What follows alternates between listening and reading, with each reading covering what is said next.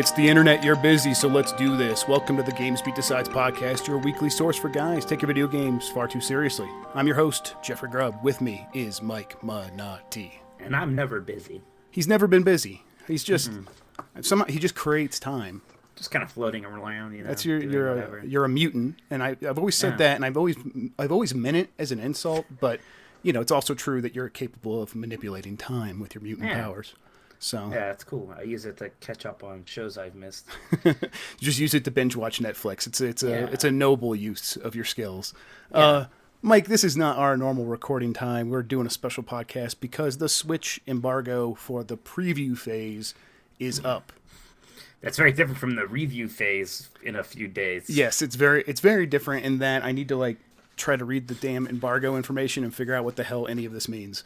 That's the big difference. Also, you know, I do have the Switch now. I've been playing it. That's pretty great. We'll get into all that right quick. I just want to remind everyone, thank you for joining us. You can get more of us on GamesBeat.com. If you have something to share with us, questions about the Switch, email us at GamesPlusVentureBeat or GamesPlusPodcast@VentureBeat.com. That's the plus sign. And if you're watching this on YouTube, on Facebook, you can subscribe to our podcast. We come out every week. We're on iTunes, Google Play, Stitcher, everything else. And if you like the show, rate us on iTunes. Okay, Mike. Yo. The Switch. It's right here. That's like so. I hate you. Yeah, it's upsetting. And I feel bad because if anyone listened to the last episode, you weren't on, and I started that whole episode complaining that FedEx hadn't brought mine yet. So I was like, because I was seeing everyone on Twitter saying, "Oh, my Switch showed up today," and I'm like, "Mine didn't show up," and I was getting all butthurt. But it's here now, so I'm over it. Yeah, I'm not even gonna. I can't even go to the midnight launch for mine because I have to be at freaking San Francisco for GDC. Yeah, that's. I feel bad. Yeah, you should, because my life is misery. I think it's a little bit better than Dean though, because Dean Takahashi at GamesBeat, Nintendo was supposed to send this right to me. They messed up. They sent one to Dean. And so Dean's opening it up. I think it was his day off. It was President's Day, so he hadn't even checked in. He just started opening it up, setting it up with his family and everything. I'm sure he told them all about it. Like, hey, we're gonna play this before I go on my trip because he's traveling this week. And I'm looking around. I'm talking to Nintendo. I'm like, hey, it looks like it's not gonna come. I don't have anything on my FedEx delivery manager. And they're like, oh no, it's coming. And they're like, okay, we double checked and we accidentally sent it to Dean. So can one of them can he send it to you? I'm like, yeah, I guess I'll make him do that. So I told Jason what happened, and Jason emailed Dean. It's like, hey, Dean, you have to send that to Jeff. And Dean's like, I could tell that Dean was a little bit like, God damn it. Yeah. I felt bad. So he had it in his hands and had to give it up. Was Nintendo kind of apologetic about that? You know, a little bit. Jason was very much like, hey, let's not hold it against them. And I think he's probably right because they seem very busy. Sure. I was trying to get a hold of them about actually getting the embargo information because I thought Dean didn't include it in the box. And I was like, hey, I don't have this. And they're like, yeah, we'll get it to you. And it was hours later and they hadn't got it. I'm like, okay, they just must be so busy. So when I found it, I'm like, hey, please don't keep doing this work I've asked you to do. So yeah, they seem stressed. I wasn't too worried about it. And in the end, I got this. So am I really going to complain? I mean, I am, but sure. I shouldn't.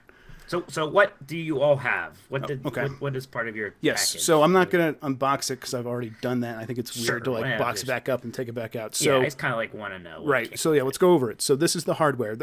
Just to let everyone know, can't show much of the games maybe not even much of the operating system because there's not much there. But we'll power it on. We'll do that in a little bit. But it came with this. It comes with, both Joy-Cons. Is that clicking in as satisfying as I thought it would be? So let's see. It's off right now. So there's not the the faux click. So here's just the regular click. Well, that's pretty good. That's pretty good, but I like it. It's actually turning. I didn't know that they added an extra clicking noise when the system is on. So okay, let's see if it does this. Let me turn up the volume. All right. Oh, so yeah, they actually really made satisfying. Yes, they did the real one. I wonder if they're ever gonna update that. If they decide to make changes to their official clicking sound and they update the system. I think that's pretty good. I think they can stick I know with that one. Yeah, I think they nailed it. I actually super duper like that, and it's so lame, but I love it so much. I'm a big fan of that click. Although that sounds like a review. I don't know how I feel about it. Yeah, we don't know. This is a preview. Yeah, exactly. So we're previewing the Switch. So okay, in addition to that, hang on, I got crap all over the place here. The two, like the wrist strap things that actually slide on and create like the bigger buttons so that it's easier to use as like a single controller. Okay. And the grip for using the Joy-Cons. This one doesn't have a battery in it. It's just like a kind of a dead holder for them. Although I will say this does make those Joy-Cons relatively, well, I can't say too much, but I found so far in my preview experience that it's been more comfortable. And then, objectively more comfortable. And then there's the dock, which kind of, let's see here. You can see in the back here. Yes, preview this, baby. Yeah. Oh. Opens up, and then, so there's the HDMI, and here's the USB-C. That's crazy. And then, I think this is where you put, like, a USB hard drive, is what that looks like right up here. So what you could do is, because there's, like, this little port right here, so it closes up, and that's where those cords go in. What you could do is connect the USB-C thing right to here, and now it's charging and playing. Yeah. So, and I think that's it. There's also the Zelda game card that's in here.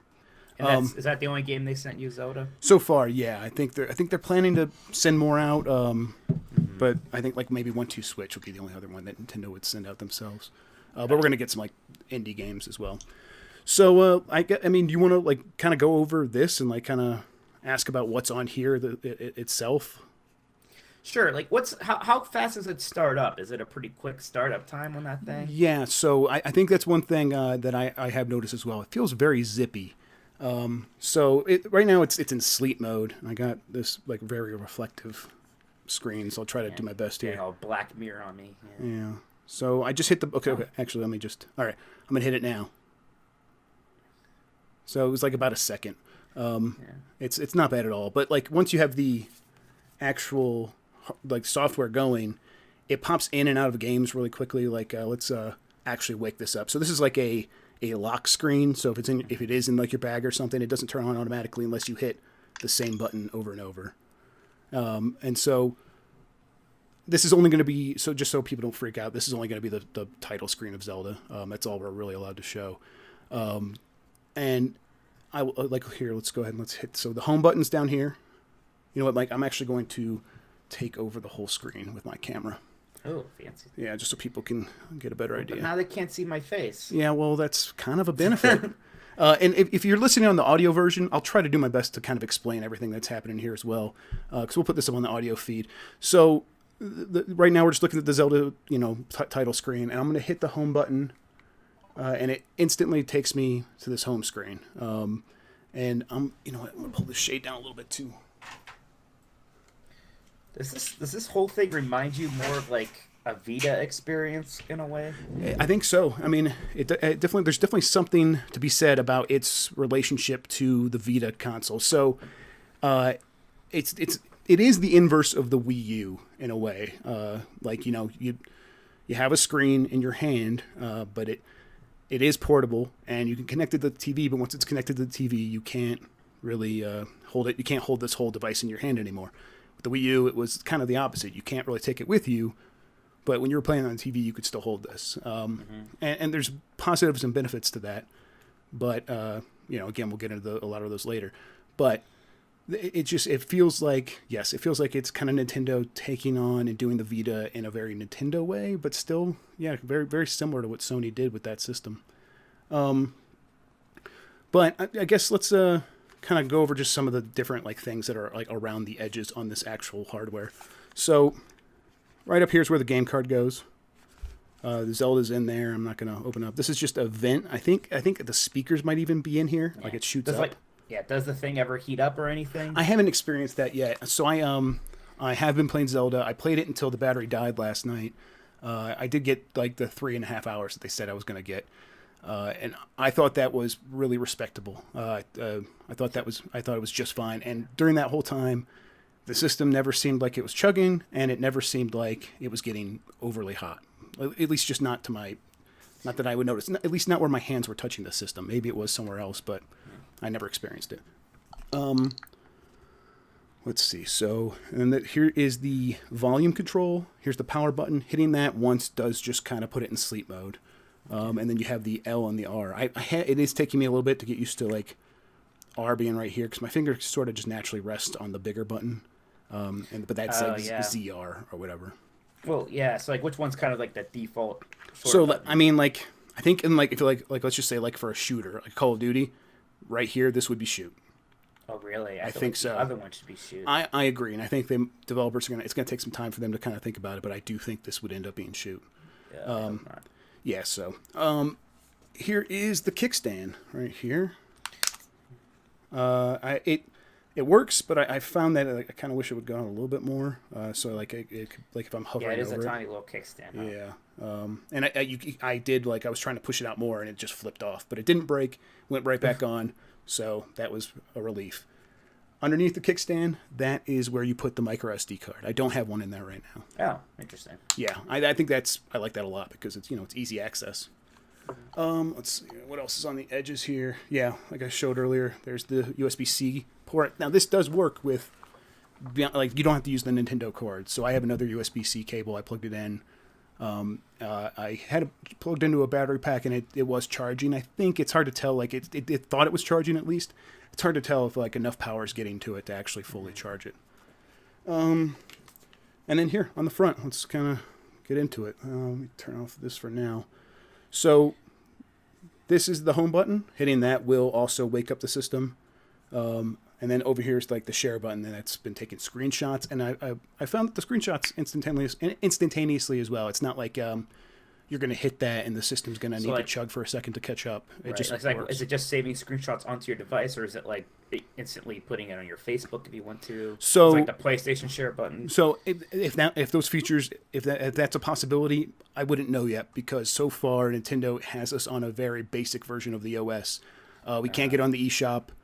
You can't even sign into your Nintendo account in this version yet. It's when you go to do that, it's like, hey, you need an update. You go to do the update, and it's like the servers aren't available. So that's happening soon. So this version of the OS is not even worth kind of making too many judgments about, other than the fact that it is zippy. If they do something to screw that up, that would be a problem. It would be something worth talking about. But for now, I found it's very responsive. Let's see what else. Let's go ahead and actually bring this up. Is there a lot on the home menu? Because I remember you open up the Wii the first time you could make your me, you could check the news, you could check the weather, there's all those channels and everything. Right. So let's see what I'm going to do is I'm going to make this a little bit darker. So there's not a ton on the home screen. I'm trying to find that right angle. Go at this angle. I know, yeah. So there's the game that's in the card slot. I would imagine that if you were playing a digital game, your most recent game would kind of go here. All these other kind of blank spots, this whole blank space, I think that's going to be filled up by other games.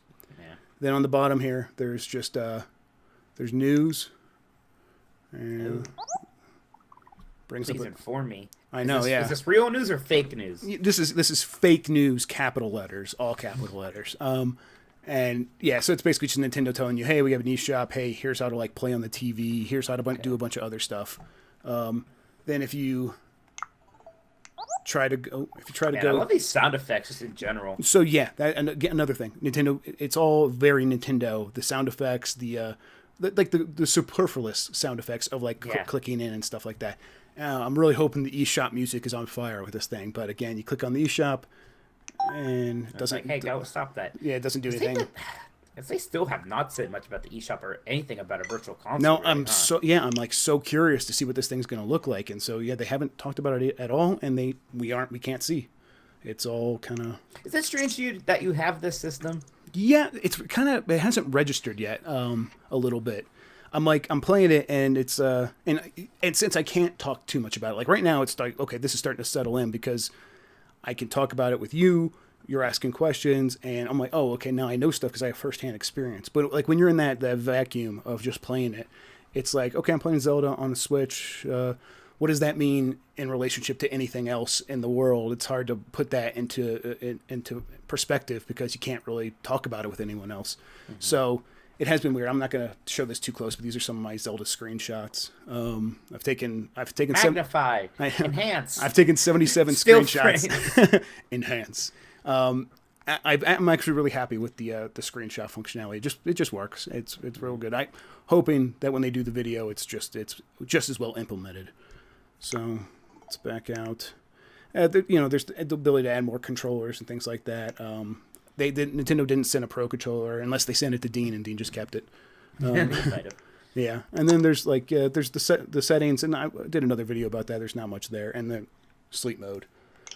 I think it's worth maybe talking a little bit about using it on a TV. I've done that, not as much as I've used it in portable mode, but using it on the TV, it really does feel like a console when it's in that situation. I think it looks at least as good as the Wii U. It feels like it's like. Well, I mean, I hope it looks at least as good as the Wii U. I know, but I feel like there's a question there, just because it's like this is like a tablet. Yeah, I guess it's so much smaller. Yeah. So like, do you prefer playing it on the TV? Like, especially the control wise, like, is it more comfortable to like use that weird Joy-Con dock than it is to like hold it like a giant Vita? So, speaking in a preview capacity, I would say that I have felt some hand pain using it in portable mode. I think the issue is, so let's see over here. Yeah, okay, over here. So this is the camera, and these are your face buttons. And if you think about the way it is on like an Xbox One controller or a PlayStation 4 controller, the buttons are here, and then the stick is like down here. Yeah. So having it directly above one another in a system that is set up with they're rigid on each side. They're parallel, and your hands need to be kind of parallel to hold this properly, or at least to hold it securely. And it's new, so maybe I'm babying it a little bit when I hold it. But I would think most people are going to do that because it's a $300 system. Even like a year later, most people are probably going to try to keep this thing held firmly because no one wants to drop it. Yeah. So when you're holding it like that, and you're trying to do both the face buttons and the stick, I think I did notice some pain after a while. That said, I did play it the entire time in portable mode last night with my just playing it like that until the battery died. And that was a good long while. It was a good gaming session, and it wasn't that bad. It wasn't excruciating. I just noticed some discomfort. Sure. Maybe I'll get used to that. So again, don't take this as like the final judgment. And then that Pro Controller does have that more traditional kind of like slant to the right. And so then having the Joy-Con grip, having them in here, probably. Yeah. So I mean, I'm just gonna. I imagine if anything else, it's just so much easier to get all those shorter buttons when you have that grip like that. Yeah, I mean, just in general, it's lighter. You don't have to. You're not focused. Your head down, so you're kind of more well balanced. Let's see. Oh, click it. Yeah, no. So just holding it like this, your hands go like this, and so you kind of create a little bit more of a claw, and that creates that angle that your hand is just more naturally comfortable in, and it has made a difference. I mean, at the same time, like this does have the tabletop mode. Using these on their own, independent from one another, I think is also just fine. Yeah. And also, not as good as like you're laying down in bed and something like that. But yeah. If you're like kind of like even that trailer, if you're like on the airplane, something like that. Yeah. I do think people are going to they're going to get used to it. They're going to know how to hold it after a while. These are first impressions, obviously. I would keep that in mind. Do you have any other questions? Because I got like maybe a couple more things I want to talk about with it. So what would you do if your Wii U? Is that still plugged in, or is that made way yet? Did you have to is that the HDMI slot that had to go? I know. I am looking at it right now. I have this up in my office, but I am going to have to move it downstairs. I think tonight, just to kind of get it set up like in a living room situation, so I know what that's like. And I think the Wii U is probably going to have to get unplugged at least halfway. It might sit there. I could just use the gamepad if I want to play Mario Maker, I guess. I do wish that like the Switch had a lot of those games ready to go just from day one, so that it was easier to put the Wii U in the closet. And be like, this is like my Nintendo system right now. I don't have to worry about it. Yeah, I mean, Mario Kart's coming, Splatoon 2 is coming, things like that. But if this system had that stuff, I think it would be much more of a no-brainer. For a lot of people, and I mean, Zelda is important, and it's gonna sell just fine. A lot of people are gonna be ready to purchase the system just to play that, even if they already own a Wii U and play it on there. But I just think it'd be simpler for people if they had that stuff. I still love this like strangeness about that game coming out for Wii U.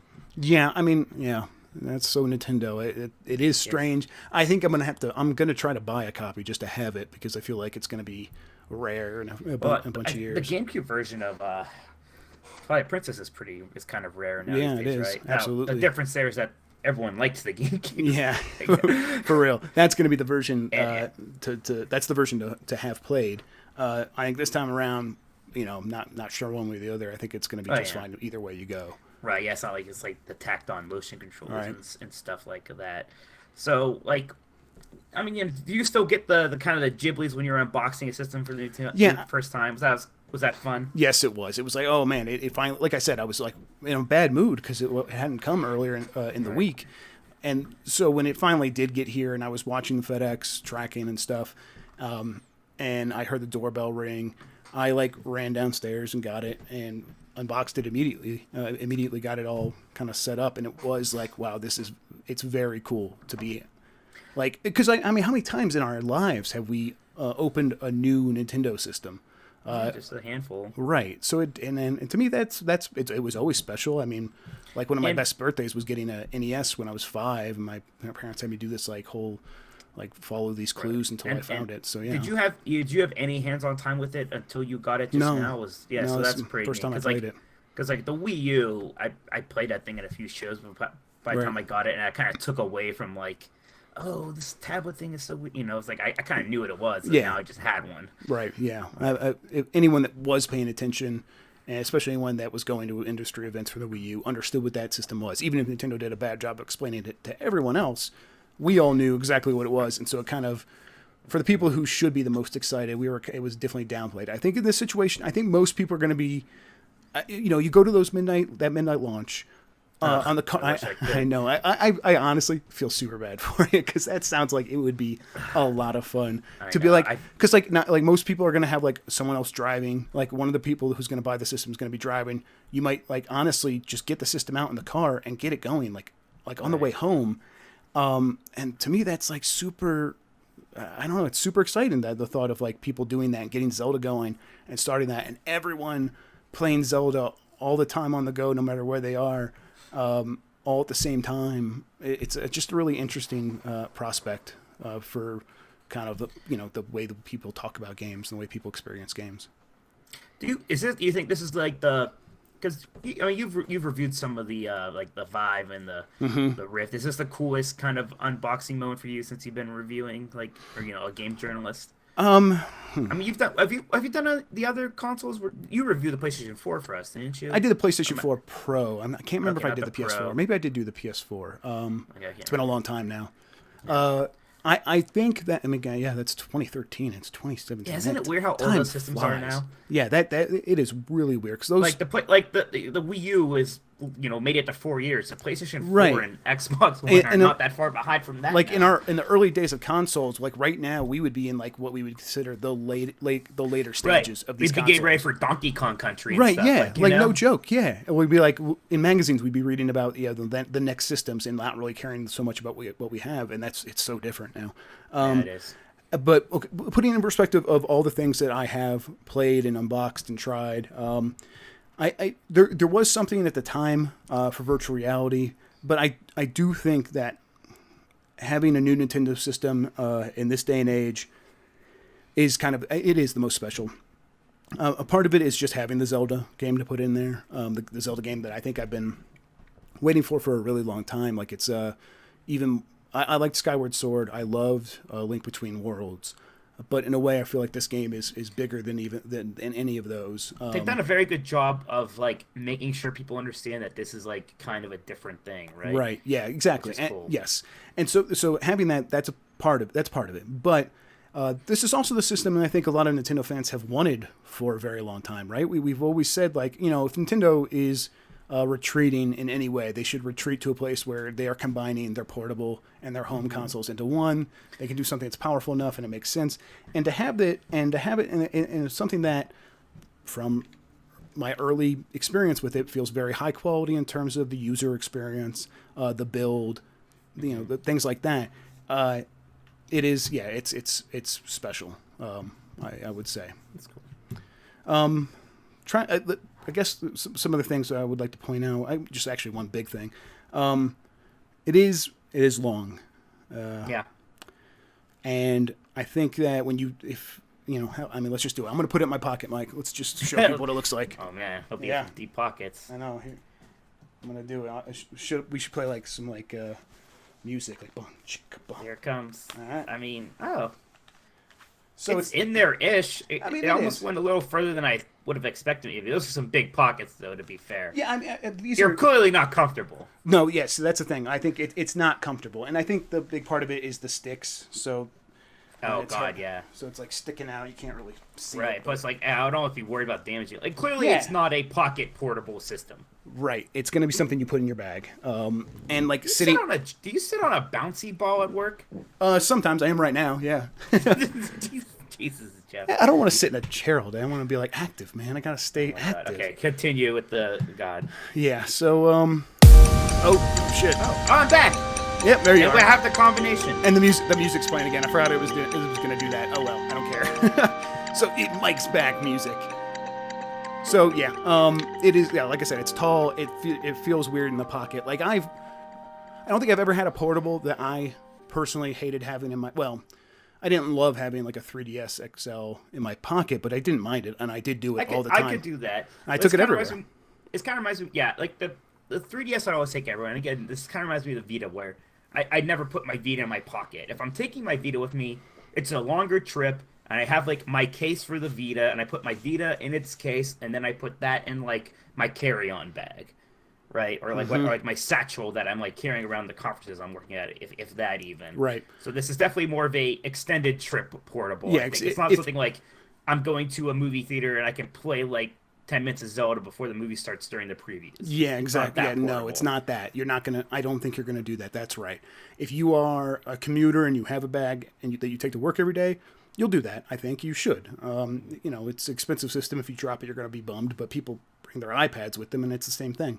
If you're in the back seat of a car on a road trip, like you said, it makes perfect sense, especially since, you're going to have like a USB cable you can plug into this thing to keep it going for, 8 hours if you want.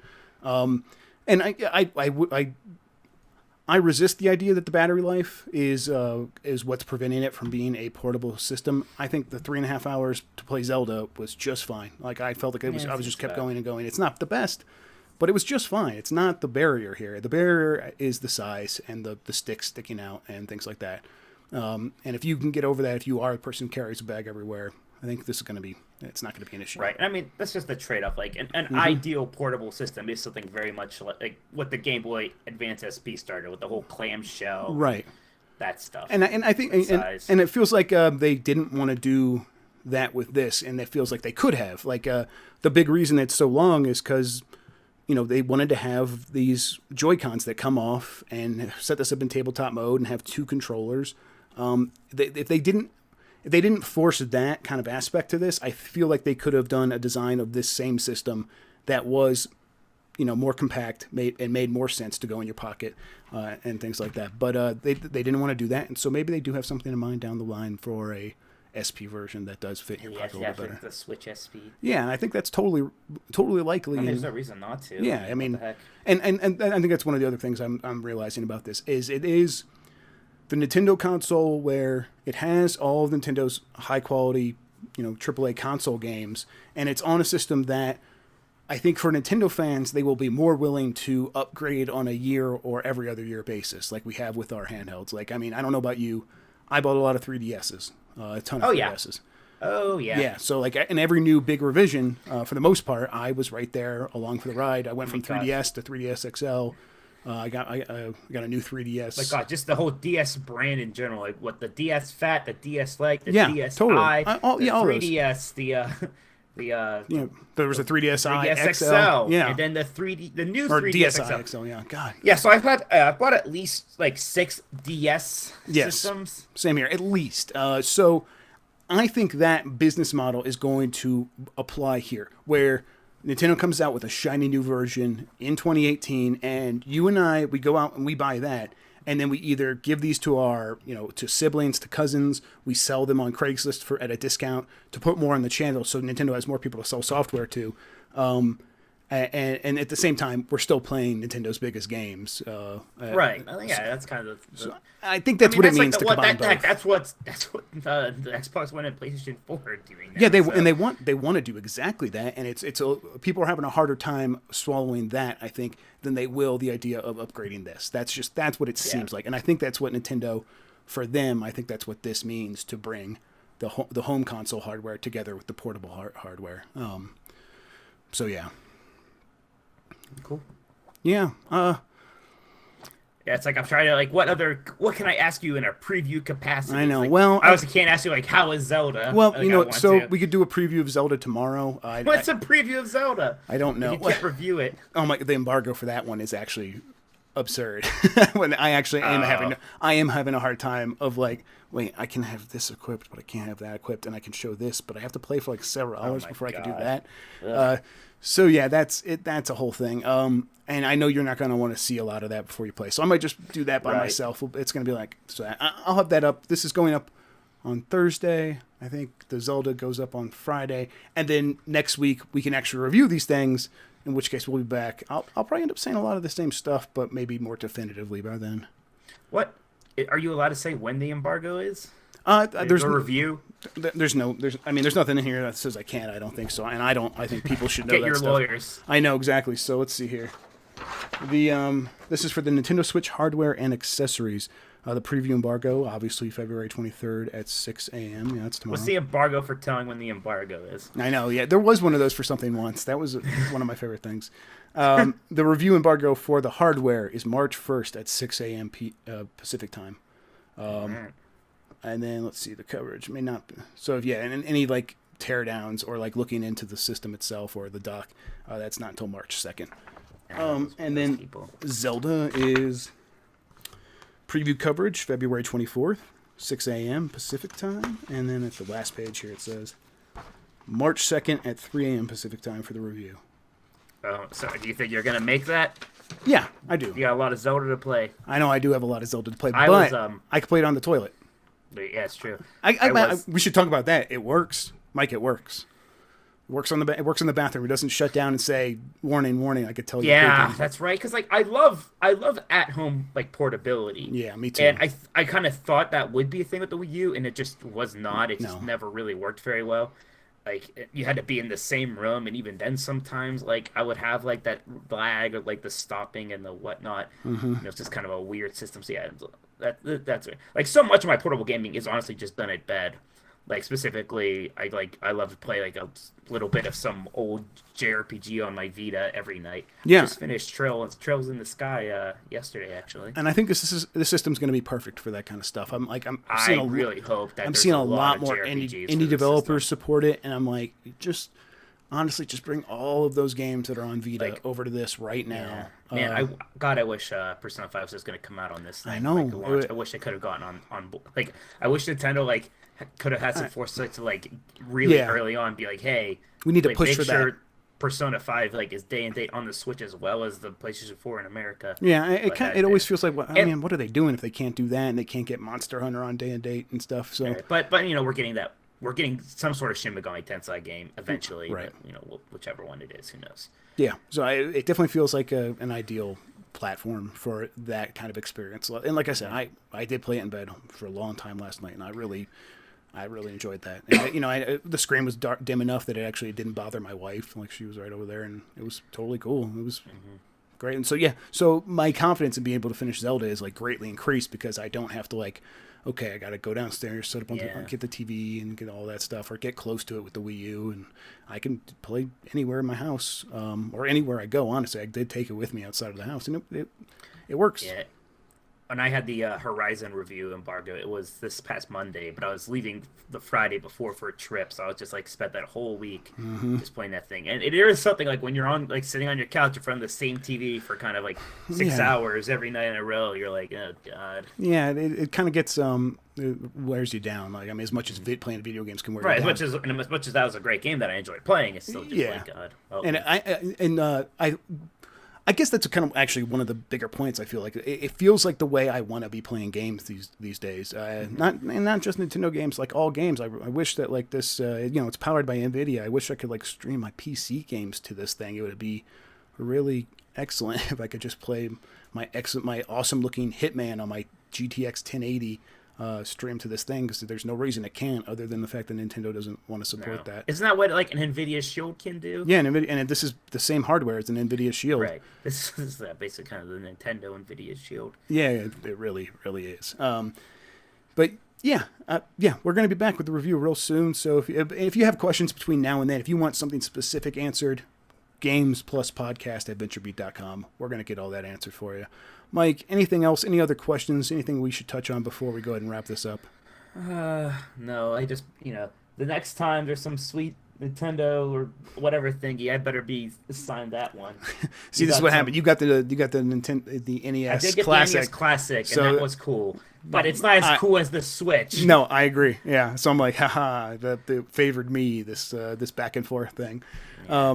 Yeah, I'm looking forward to you getting yours, though, for sure. I want to... Yeah, it doesn't suck, because, like, I'll be flying home on the 3rd. If, like, ever there was real. Yeah, I was like, man, I sure wish I would have had that thing on the flight. I could have just played Zelda. Like, that's why I was feeling bad for you, because I'm like, if I was in that situation, I would be so frustrated. Don't feel too bad, because, like, I usually just sleep on planes anyways. And at least when I get home, it'll be the weekend. Yeah, like, that's good. I'm going to be playing. Yeah, I was really hoping to get this on like Friday, so I could have had President's Day weekend to play it. But whatever. I'll have this weekend. And my mother-in-law's in town, so I can play this weekend. Lol. All right, everybody. Thanks for watching. Mike, tell everyone where they can find you on the internet. You can find me. I'm Tolkoto, Tolkoto, at Twitter. If you want to talk to me, I don't know why you would. I don't have a Switch. I'm not cool like Jeff. And I'm also always writing on GamesBeat, GamesBeat.com, and I'm also on the Exploding Barrel podcast with my brother, another show where we talk about video games and just other things that interest us. That's at ebpodcast.com. And yeah, that's me. Let's see, I'm gonna show everybody the rundown just so they could see what's happening here. Oh man, you're gonna be disappointed. So yeah, and I'm Jeff Grubb Sucks on Twitter. We've reset apparently. We've reset. It was getting a little long in the tooth. So season 2. Yeah, season 2. You took a break, and now we're back for season 2. I just went for simplicity. So yeah, that's I actually Jeff Grubb on Twitter, and I sometimes make videos on YouTube. People could see that we write all this stuff out beforehand. YouTube.com/Jeffrey Grubb. We'll be back next week. Actually, we might be back like super quick on Monday. You'll be back. I won't be. I'm going to be in San Francisco. Yeah, that's right. Although I guess I'll have stuff there if you needed me. But yeah, I might have you call in. I can't believe we're going to miss out on our.